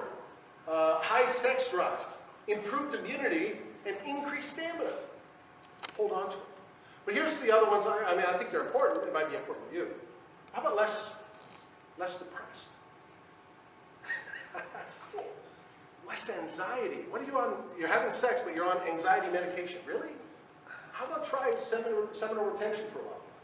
Increase social skills. Not afraid to go out and meet people. Why are young men so shy today? Absolutely. Because they're embarrassed. Highly motivated to approach real women. Yeah. Increased fat loss. Improved workouts. Improved sporting performance. Deep voice. Improved skin. Thicker hair. You ever wonder why your hair is you're losing your hair? Increased hair. Facial. Body hair. Less sleep required. Sometimes I only need 3-4 hours sleep. It's crazy. Brighter eyes. Clearer skin. Improved body language. Increased attention for women. If you're holding it, women, by the way, and this is, you just do your own research. You're holding your semen in, women are attracted to you on a subconscious level. It is freaking amazing. I mean, I can't tell you, and they all talk about it. You know, I've been married for 35 years. I'm happily married, but man, please stop it, you know. No more. Thicker, longer penis, right? Absolutely. Aloof attitude. Aloof attitude. Let's talk about aloof attitude just for a second. When you seek an immortal life and a life extension, you're no longer what? I need it now. Hey, you know what? I'll go see that movie when there's not so many people. Hey, you know what? I'm not in such a hurry anymore. If you knew that you were going to live longer than 65 or 75, would you be a little bit more relaxed about things? I have no time clock on my hand. I feel it's up to God. Guide me. Absolutely. If I could live 120, would I live 120? I don't say if. Would I live 120? 150? Yeah, I'm doing it again. Having a great time. But what do we know about people who were mortal in the past? They had to flee. Right? And I'm prepared to do that. You should be as well. If time, I think the attitude, I've been told, the time is now to release this information. Okay, I'll release it. But what happens if tide turns? And they say this information is no longer wanted. And they come after you. You might have to hide. Absolutely. Masons have done that in the past, and will do that in the future. Right? Absolutely. How about controlled aggression? Whatever, I'm fine. And mental powers are acute. I mean, I can't sleep at night because my mind is going 100 miles an hour. Improve relationships, absolutely. My relationship has never been better. So let's go back. We've got to go full circle. A few more supporting points. So wisdom, that's what we're talking about. It's called nous, or logos. Intellect, or the word. Intelligence. Source of the what? Of anointing? Uh-oh. That doesn't make sense. If you take all these other things, it doesn't make sense when you put the source of the oil of anointing. But you do if you would have put that first. You would have put the source of oil of anointing, and then you would have put intellect. It would have made sense. That's how the esoteric writings, they throw that in. Oh, wait a minute, now they're talking about response to the Holy Ghost. Remember the holy breath? Yeah, the crystal soil. Absolutely. Yeah, that's from Albert Pike. Jesus of Nazareth, Son of Man, is the expounder of the new law of love. Absolutely, we talked about that. New law of love. Blessed are they that mourn, for they shall be comforted. He pours the oil of consolation of peace upon every crushed and bleeding one. Oil. Yeah, how do you feel after when you realize this? You go, man, I went up to we got a young man here in the crowd. He's, I wish someone would have told me when I was young. Yeah, seriously. I wasted so many years. It's so sad. But maybe we can change things now. So this is from Dr. George Carey. The fluid, oil, marrow, which flows down the spinal cord, comes from the upper brain, the Creator Father, the Most High, the Creator Seed. This marrow is called Christ, which is the Greek word for oil. When this give it out again. What's going to hold you back? Your ego. My ego, absolutely. It's hard. It's humbling, right? It's humbling to realize that your life up to a certain point was a lie. I get it. I do that all the time. And then you have to realize that you have to change your ways if you want to extend your life. Triumph of the ego over the enemy death are the substance and potentialities of the body, and that these fluids can and will save the physical body if conserved and not consumed or wasted in sexual or animal desire. So we're familiar, some of you are familiar with that picture, right? Moses lifted up, right? The cross, the cross is what? The human body too, isn't it? Absolutely. And the serpent going up, Kundalini. So month is for moon. Remember the cycle? Every month. The monthly seed, fruit, when saved, not eaten, heals disease and sin. Moses lifted up the serpent in the wilderness, the body. Moses, the firstborn, the seed, desired to regenerate the blood and lead it to the promised land. Thus, he lifted up the animal forces, the sex desire.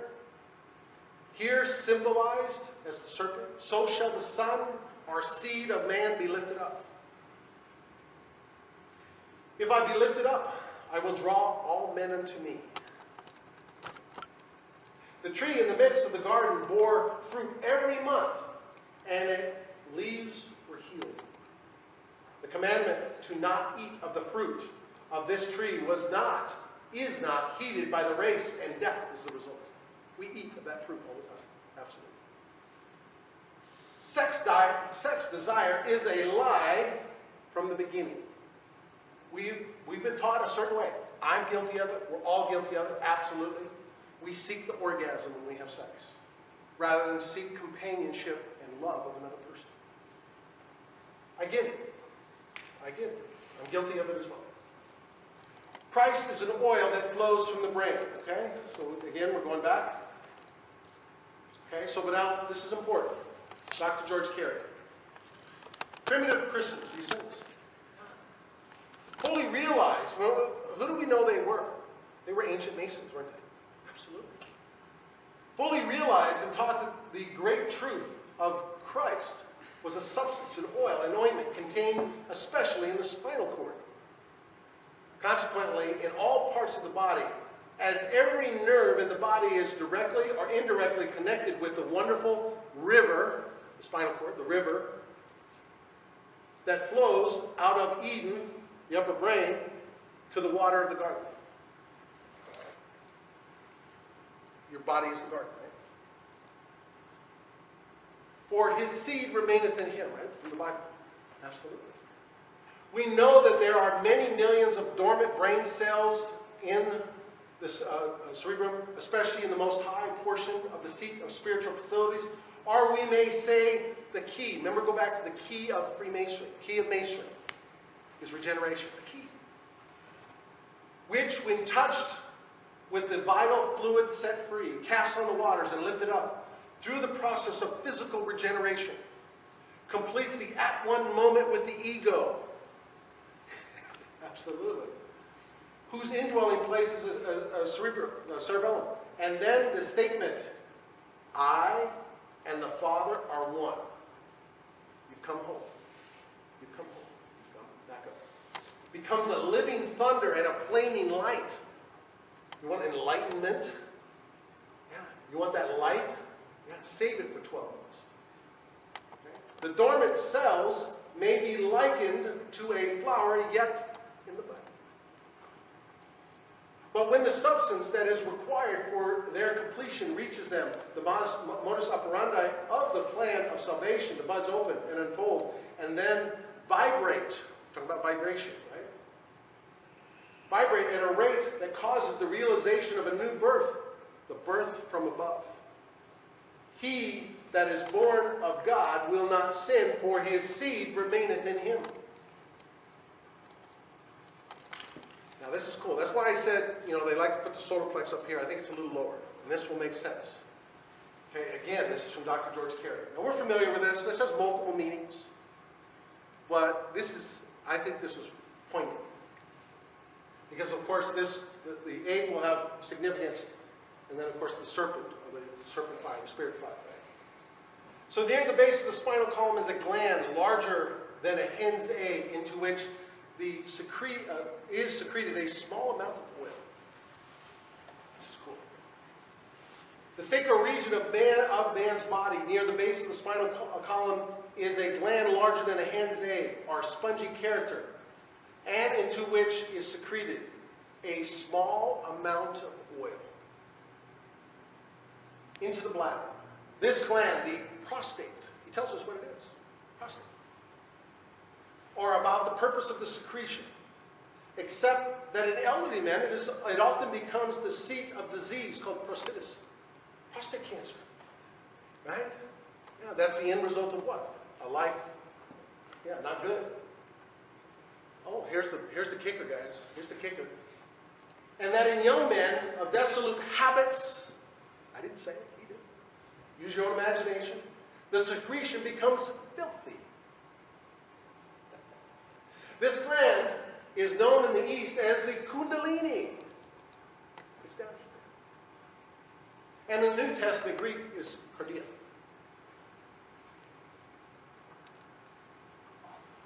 Okay, this is important. Because I was raised in the church, I get it.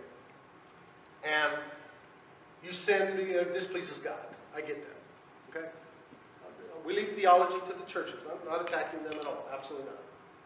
The utmost respect for the word sin means to fall short of completeness or understanding or wisdom.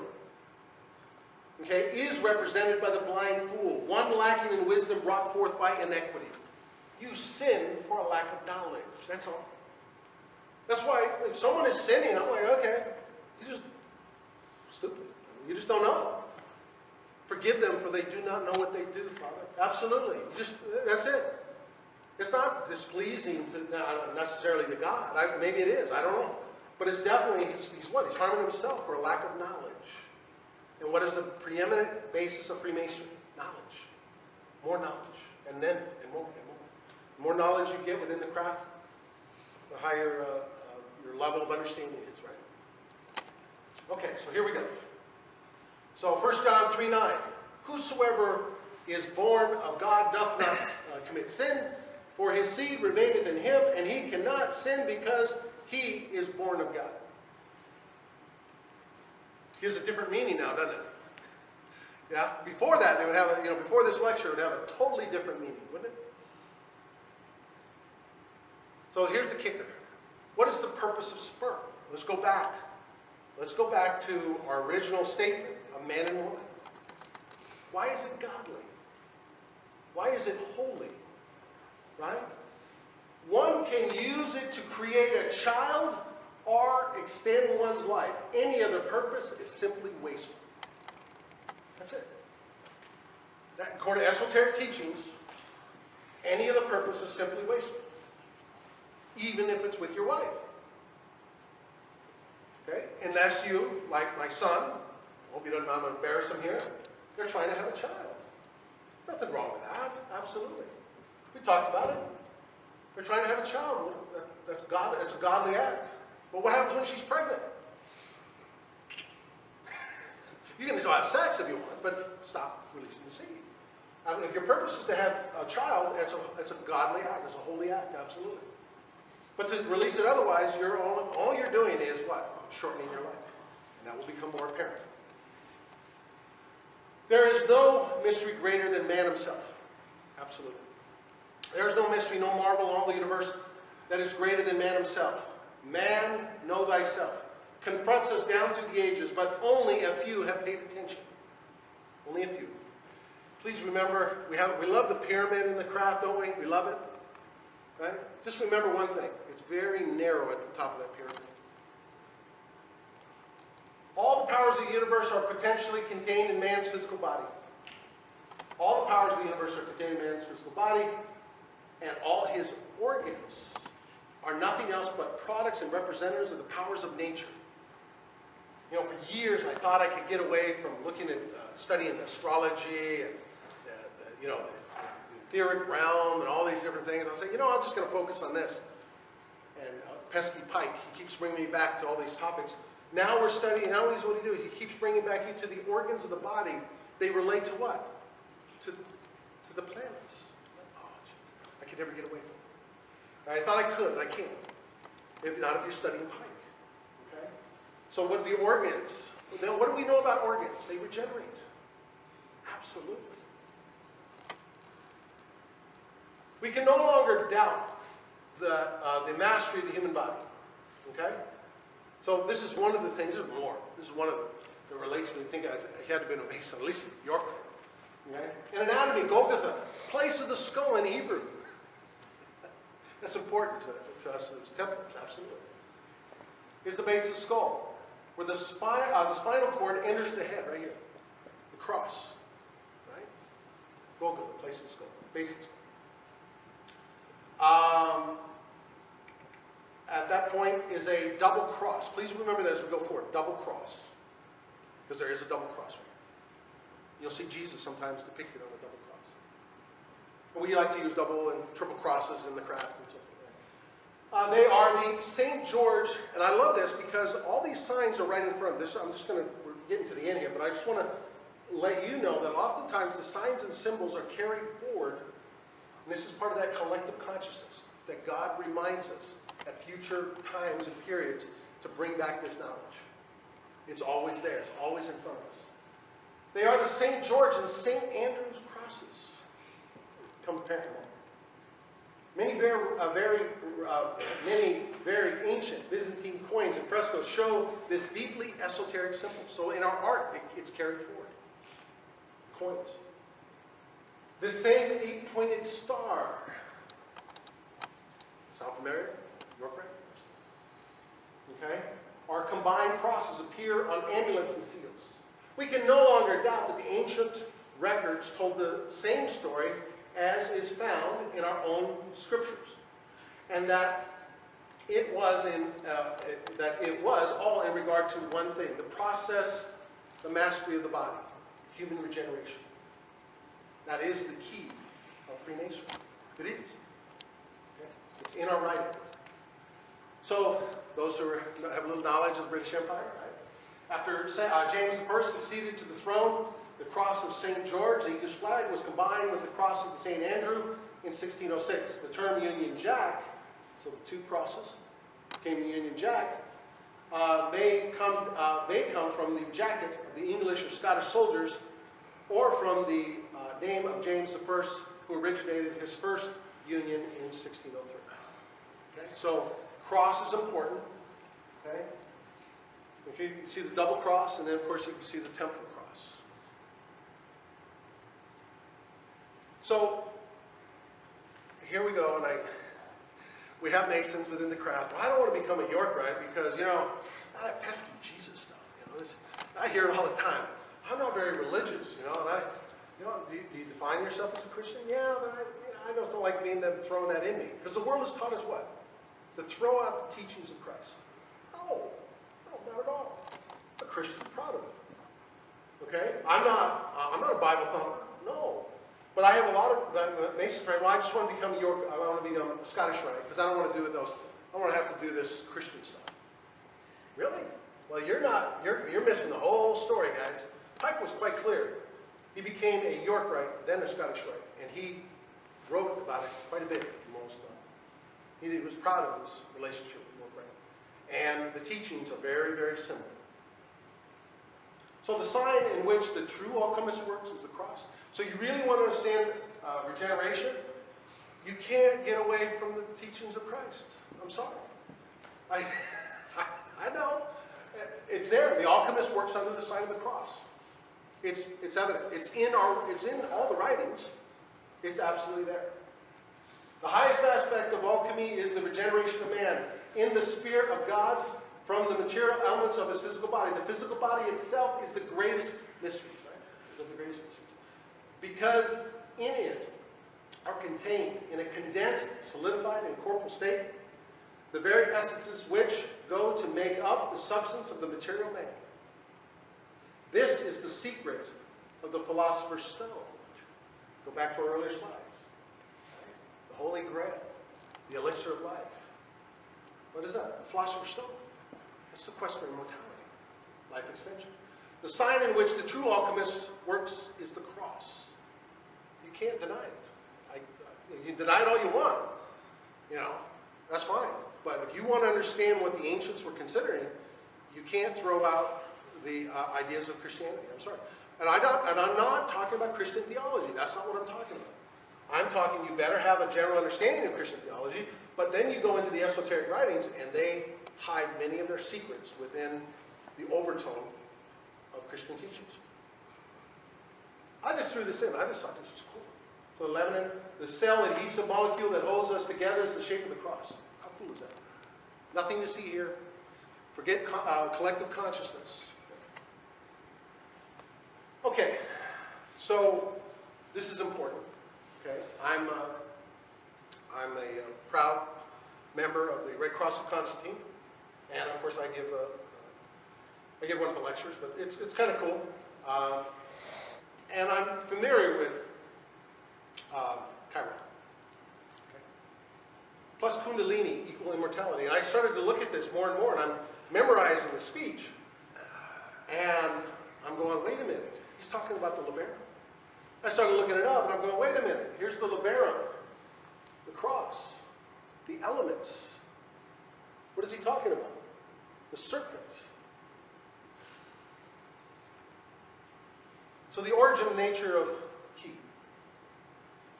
What we call ki is information in a biology field which acts something like a radio field or magnetic field. Remember I told you? What is the vagus nervous system? It's a radio field. Absolutely. Ki has been a necessary part of all life on Earth from the very beginning because it acts as the nerves, eyes, ears, taste, and communication of every individual living cell.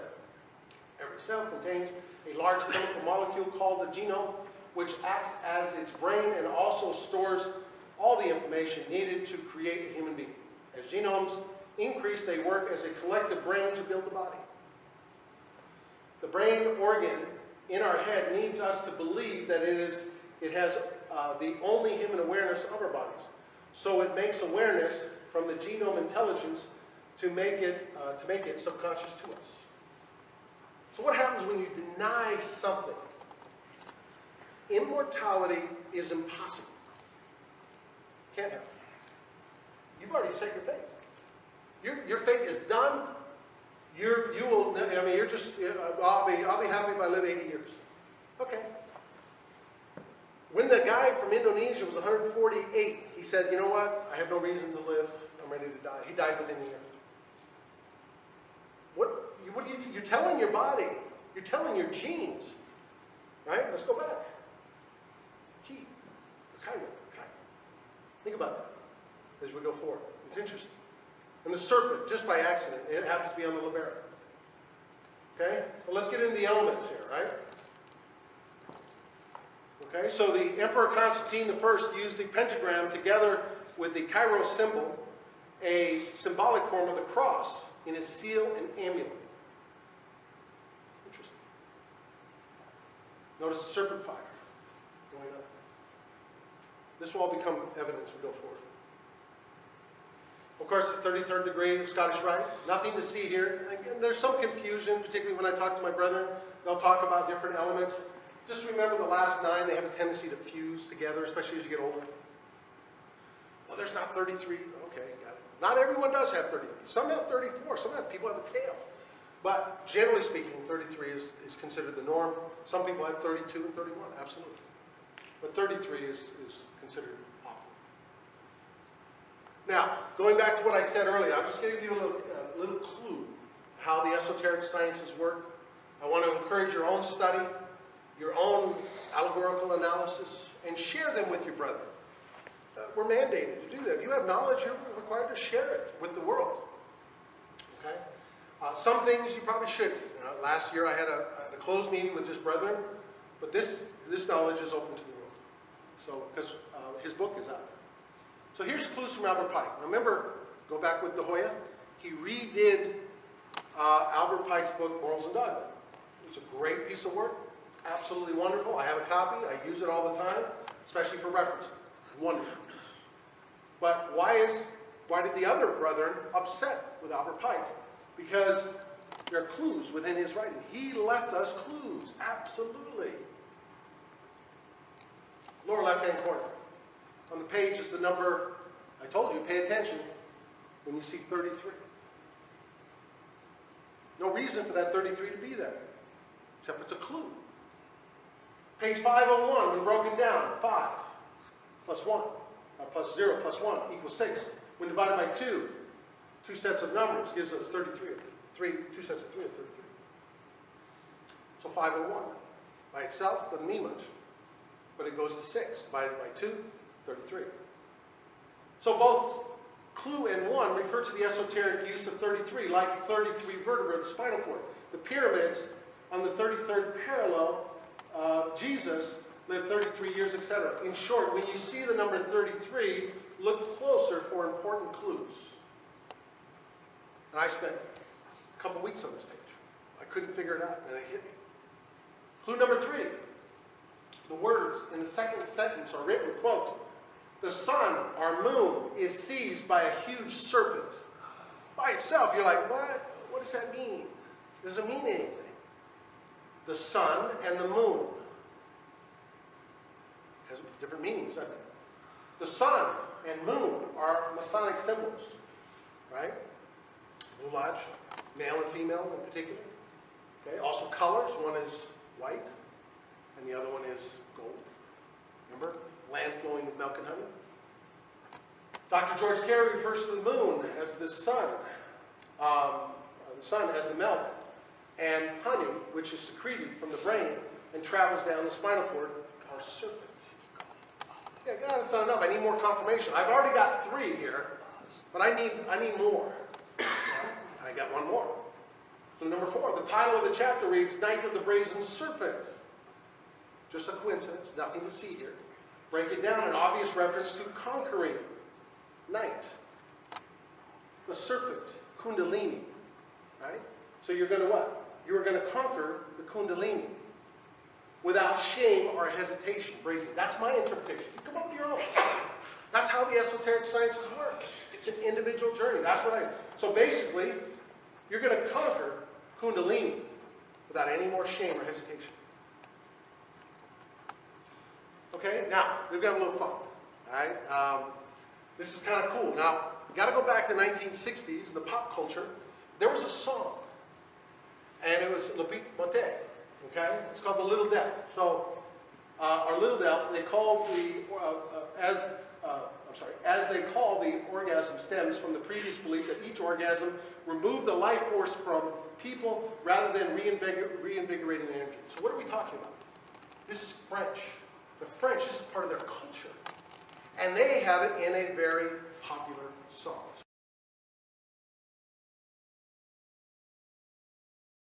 So please, let's just take a minute, enjoy this. Some of you are older like me will enjoy this particular song. Understand that all this is in our what? It's in our writings. Okay? It's out there in popular culture. I gave you a few examples. You can relate these teachings to the symbolism of the world. It's all here. You just need eyes to see and ears to hear.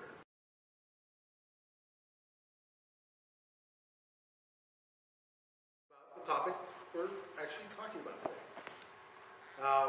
And you have to have been there in 1969. It was on the radio all the time. I thought, you know, here I'm a young man, 8 years old or so, and they're playing this song, and I'm like, oh, what's going on? But what is it doing? Okay, and they're talking about, basically it's a French song talking about the little death. Every time you have an orgasm, you experience a little death. It's right in front of us. This is part of their culture. Now this is interesting, and I didn't know this, and I looked it up. It's true. So what happens to them? And this is, again, we'll go back to the phallic system of many of the ancient cultures. How important was the idea of an erection for a man? It was very important. What happens when you die? Most men get an erection. It's fascinating.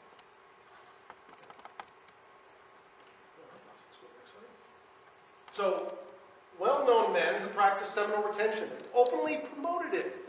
Again, it's not part of our popular culture because unless you specifically look for it, you won't find it. Okay, so I highlighted the names who are Masons or those who were initiated into mystery schools, which is what? Ancient Masons? Absolutely. Okay. So Leonardo da Vinci, Sir Isaac Newton, Voltaire, Henry David Thoreau, Ludwig van Beethoven, Plato, Pesky Pythagoras, key figure in Freemasonry, and Socrates. But there are others, right? Nikola Tesla, Orville Wilbur Wright, I had no clue. Okay, Al Pacino. You ever wonder why he looks so good when he's older? He looks good, doesn't he? Sigmund Freud, Dalai Lama, that makes sense. Steve Jobs, didn't help him. Mike Tyson, yeah. But why would Mike Tyson and Muhammad Ali practice seminal retention? They're better fighters. Sports athletes. Absolutely. So why would you want to lower your hormone level before a big competition by having, by the way, the little secret is you can have, as a boxer, you can have all the sex you want, just don't release it. But some people can't do that. I had a friend, true story. He was on, I think, a little over 100 days on seminal retention. He was telling me all these things, his visions, his dreams, his energy level. And he was having sex with his wife. Everything was great. And it was very loving and everything else. But he got to the point, and I'll just tell you a little secret, it's called an inner orgasm. So what happens is you get to a point and then you stop. And that frustration is actually an orgasm. Anyway, he got to a point, he liked to do that. He liked to test it. He'd get up there and he'd back away. He'd get up there and back away. And he had like 2, 3, 4 of those every time he had sex with his wife. It was a wonderful experience. He enjoyed it. But he says he can never do that again. I said, why? He says he got up to that point and she took control. and he couldn't back out. And he released it and he felt about an inch big all day. I mean, he felt really bad. He's like, oh man, I blew it. I got to start all over again. You know. So again, if you get to that point, the spirituality is important to you.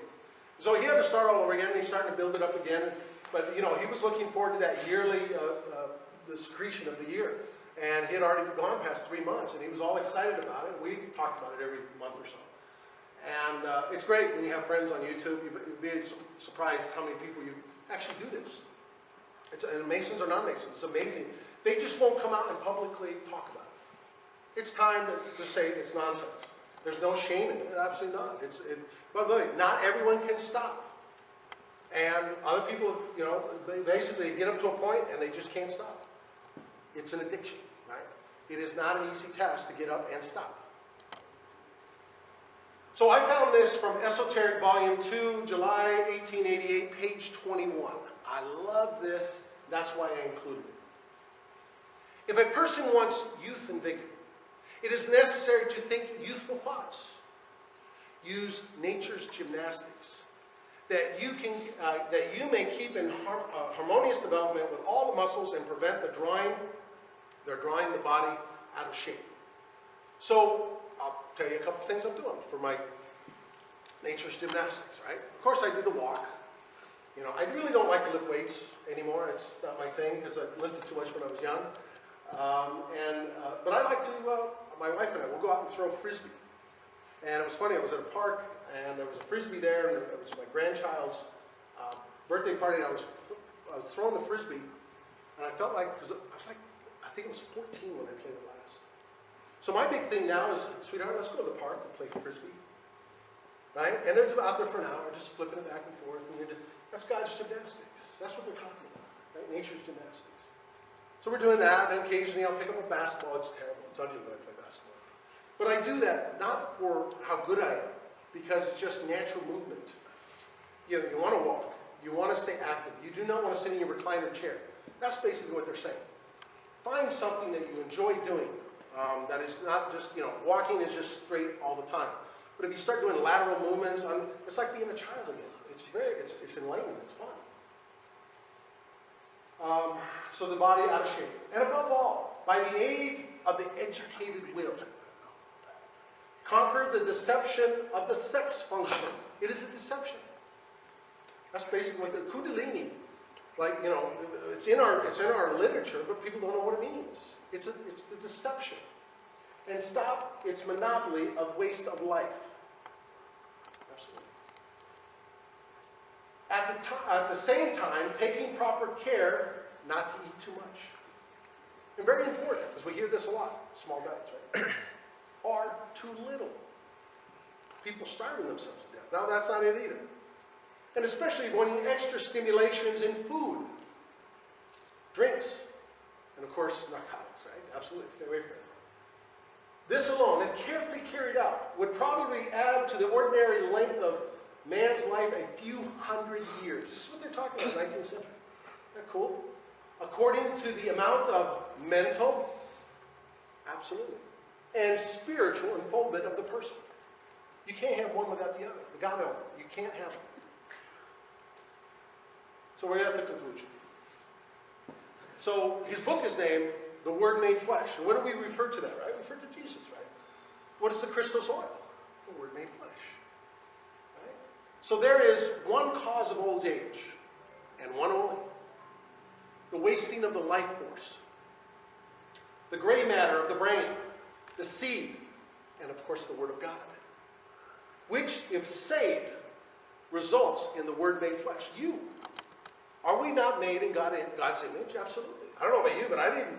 And I love telling my students who are taught about evolution. They're still taught evolution today, yet it's been totally disproven. Think about that. Evolution has been disproven. DNA proved that I did not come from a monkey or a fish. We don't know where we came. I prefer, it doesn't matter if it can be proven or not, empirical proof. I'm what, in God's image. I would rather have that mystery than knowing that I came from a monkey or an ape or whatever. I don't know. So I think in spiritual realms, we don't really know where man came from. We didn't evolve out of the rivers and lakes and the sea, no. Or the branches of trees, apes hanging from trees. No, DNA has proven that's not possible. And then you really get into DNA. You get in DNA a little bit more. What do you find out? Okay, how about blood types? We're finding out different things about O negative, right? Yeah, I'm an O negative. What do we know about O negative people? Yeah, they're the universal donor. They can't explain it. Yeah, they call it the God gene. They're very spiritual people. Absolutely. So, last but not least, my goal is the next couple years is to get more into Kundalini in the etheric body. So when I'm reading Albert Pike and I'm reading Manly P. Hall, they're talking about the etheric body. They're talking about a second spinal cord. They're talking all these different things. I'm like, what is the second spinal cord? What is this all about? And I will readily admit, I'm a novice, and I'm starting to understand that. So in a year or two from now, my next will be about raising the vibration. Why? To what end? Why be a good man? Why do you want to have a pure body, a pure spirit? Because you want to communicate with the etheric realm. Okay? And you have an etheric body. And as you elevate your spiritualness, your cleanliness, your body's vibration rate raises, and your etheric body, which is a double of you, your own, your second spinal cord, your second body, that's the one that communicates with the spiritual realm. This is an esoteric writings.